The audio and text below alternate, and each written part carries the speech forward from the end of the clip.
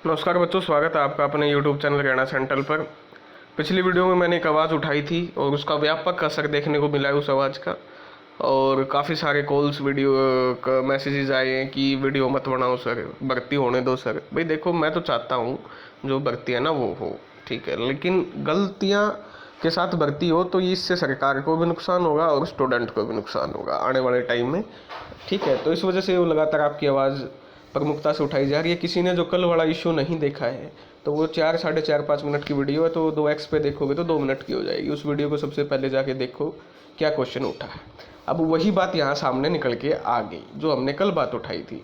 अब क्या उठाई थी वो जाके आप पिछला वीडियो देख लो, इसमें भी मैं बता दूंगा। अब देखिए क्या मामला है। सबसे बड़ी बात की मुख्यमंत्री के साथ मीटिंग हुई है। नंबर 1, सीएम के साथ मीटिंग हुई है। किसकी? आपकी HSSC के जो चेयरमैन है उनकी।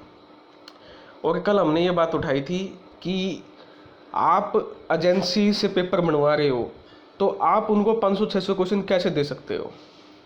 आपको उनको सिलेबस देना पड़ेगा, ये बोलना पड़ेगा कि हाँ भाई हमने बच्चों को ये सिलेबस दिया था ऑफिशियल, इसमें से आप पेपर बनाइए। 500-600 क्वेश्चन में से आप पेपर बना रहे हो, इसका मतलब यही भ्रष्टाचार है। करोड़ों रुपए उस एजेंसी का ठेका उठता है और 500-600 क्वेश्चन आप देते हो।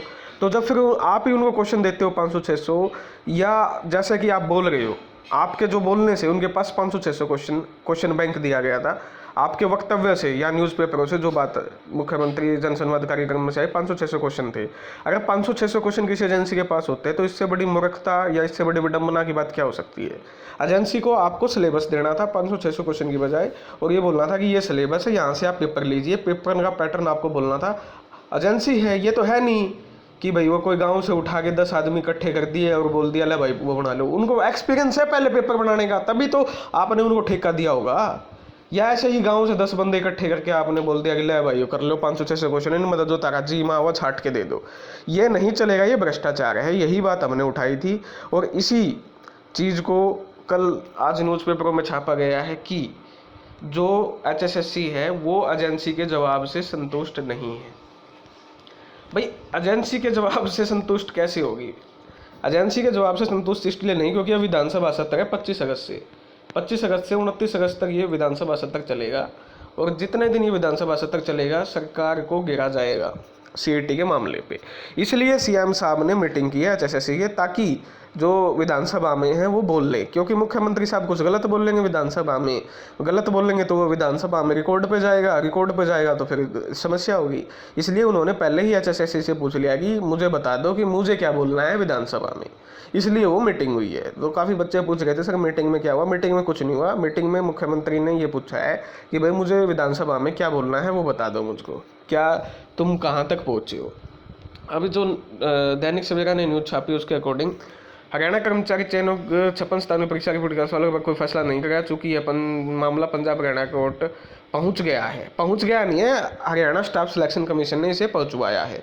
बच्चों ने 5-6 दिन वेट किया, 6 दिन तक कोई समस्या का समाधान नहीं हुआ, तब जाके बच्चे हाईकोर्ट में गए हैं जो टॉपर बच्चे हैं। तो ऐसा मत कीजिए, कहिए कि ये पहुंचाया गया है कमीशन के द्वारा। इसलिए HSSC से फैसले का इंतजार किया कि उस पर सभी विकल्प खुले रहेंगे जिस विकल्प पर अदालत फैसला करेगी। मैं ये पहले ही 4-5 दिन पहले ही वीडियो पे बता चुका था कि HSSC 1 सितंबर वाले फैसले पर डिपेंड है।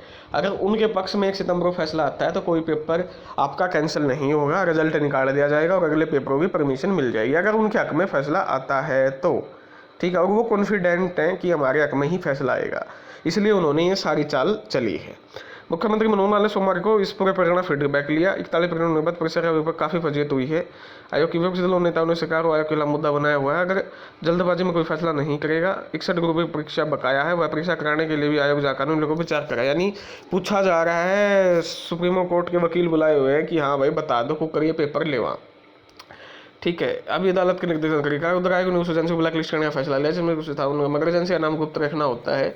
ये एजेंसी चयन के नाम समय करते हैं। एजेंसी का चयन आयोग के चयन से करती है, इसलिए एजेंसी का नाम सार्वजनिक करते। देख लो भाई, अब भी तुम्हारे अगर समझ में नहीं आया तो एजेंसी का चयन चेयरमैन स्वयं करते हैं, यानी चेयरमैन को पता है कौन सी एजेंसी है, ठीक है। या अब ये नाम गुप्त रखा जाएगा। गुप्त तो इसलिए रखा जाएगा क्योंकि जनता को पता ना चल जाए किसकी एजेंसी है। देखो अगर एजेंसी का नाम पता चल गया तो उसके सारे खुदे निकाल देंगे, एजेंसी के सारी जो पिछले हिस्ट्री है वो निकाल के लेके आएंगे स्टूडेंट, इसलिए वो एजेंसी का नाम है। हाँ, वो चेयरमैन को जरूर पता है, क्योंकि चेयरमैन ने 500-600 ही क्वेश्चन दिए एजेंसी को। तो मैं अभी भी इस बात पे अड़े हूँ कि न्यायिक जांच की मांग होनी, मैं अभी भी करता हूँ स्टूडेंट की तरफ से, जब तक CBI या SIT की जाँच नहीं होगी तब तक पानी का पानी नहीं होगा। ठीक है, दूध का दूध तो छोड़ दिए, पानी का पानी नहीं होगा, क्योंकि काफ़ी बड़े लेवल पे इसमें करप्शन है, वो चाहे किसी भी लेवल पे हो।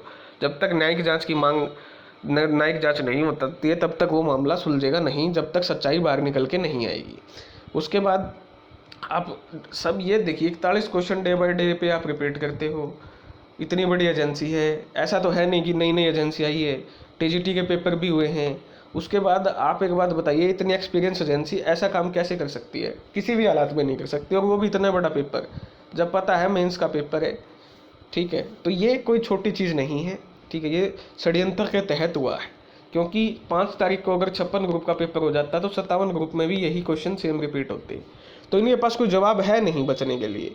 ठीक है, और एक सब्जेक्ट के रिपीट नहीं हुए, एक सब्जेक्ट के रिपीट हो जाते तो भी मामला अलग होता। 5 सब्जेक्ट के क्वेश्चन रिपीट हुए, या अभी सब्जेक्ट भी एक से ज़्यादा है, तो सारी चीज़ें जो हैं वो फिलहाल अगेंस्ट हैं। ठीक है, कोर्ट भी इन चीज़ों पर संज्ञान लेगा कि इतना बड़ा, जब सिंगल बेंच ने रद्द कर दिया था रिजल्ट, पेपर लेने के लिए मना किया था, उसके बावजूद पेपर लिया, उसके बावजूद ये किया, तो इसमें नेग्लिजेंस यानी गलती तो बहुत बड़े लेवल पे हुई, और इसकी न्यायिक जांच से ही कुछ संभावनाएं हो सकती हैं।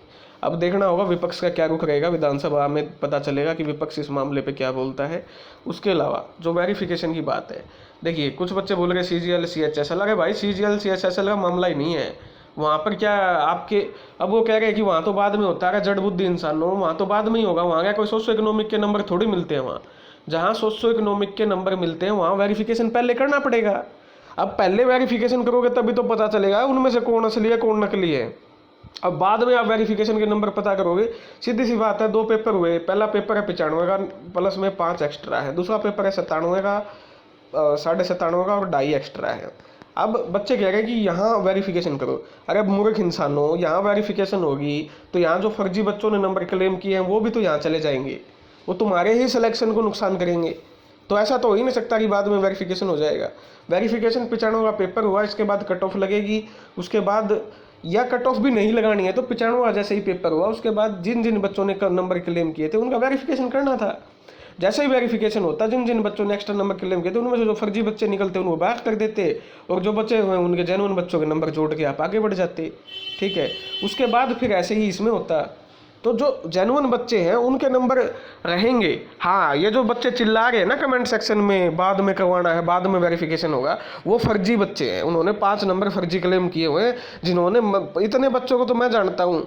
ठीक है, 5 नंबर तो मुझको भी मिलते हैं भाई, मतलब अब तो नहीं मिलते, मेरे को भी मिलते थे 5 नंबर, तो हमने भी तो इतना डर नहीं लगा कि हाँ करवा लो वेरिफिकेशन, कोई दिक्कत नहीं है। अब तो नहीं मिलते हैं, मतलब अब भी अगर मिलते होते तो मैं तो यही कहता करवा लो वेरिफिकेशन। जो बच्चे कमेंट्स में करते हैं ना वो वेरिफिकेशन इसलिए नहीं चाहते क्योंकि उनकी सच्चाई आएगी सामने। और अभी भी बता दूं, जो कमेटी थी उनकी वीडियो में उन्होंने बोला है कि 16,000 बच्चे ऐसे हैं जिन्होंने फर्जी नंबर क्लेम किया और वो कमीशन ने छांट लिए हैं, तो उन पर तो वैसे भी गाज गिरेगी। ठीक है, तो पहले एग्जाम का बाद ही वेरिफिकेशन होती है, तो ये प्री एग्जाम हुआ तो इसी के बाद वेरिफिकेशन होगी, उसके बाद 5 नंबर जुड़ते हैं, ऐसा ही कोर्ट ने बोला है, ताकि जो जेन्युइन बच्चा है उसका हक ना छूटे। ठीक है, और जब हरियाणा प्रति व्यक्ति आय में नंबर 1 है तो इतने गरीब लोग हरियाणा में आए कहाँ से? ठीक है, इसकी भी जांच होनी चाहिए। जब हरियाणा प्रति व्यक्ति आय में नंबर 1 है, मानता हूँ भाई बहुत ऐसे हैं, मैं भी जानता हूँ बहुत ऐसे कैंडिडेट हैं, बहुत ऐसे हैं जिनको जेन्युइन 180 से इनकम कम है, लेकिन वो बहुत कम है, वो 30% है। 70% कैंडिडेट ऐसे हैं जिनको 180 से इनकम ज़्यादा है। ठीक है, तो इसका ही वेरिफिकेशन बहुत ज़रूरी है, और ये वेरिफिकेशन होगी, डंके की चोट पे बोल रहा हूँ।